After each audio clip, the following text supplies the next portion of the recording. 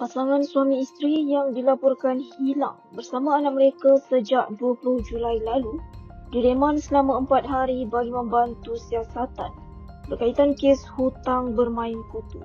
Kedua-dua suspek masing-masing berusia 39 dan 36 tahun itu menyerah diri pagi tadi selepas gagal dikesan keluarga.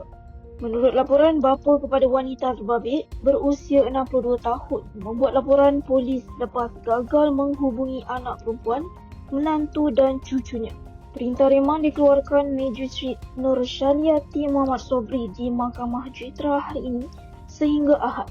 Pasangan berkenaan disiasat mengikut Seksyen 420 Kanun Keseksaan kerana dipercayai terlibat dalam kes penipuan.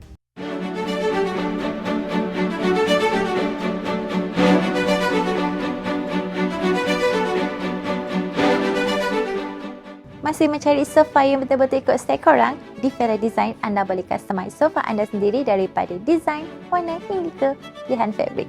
Dengan pengalaman lebih 40 tahun dalam industri perabot, kami juga menawarkan koleksi farmhouse seperti modern farmhouse, rustic farmhouse dan juga classic cottage yang tengah trending sekarang. Dan khas yang untuk nampak video ni, beli mana-mana sofa dan dapatkan free throw cushion.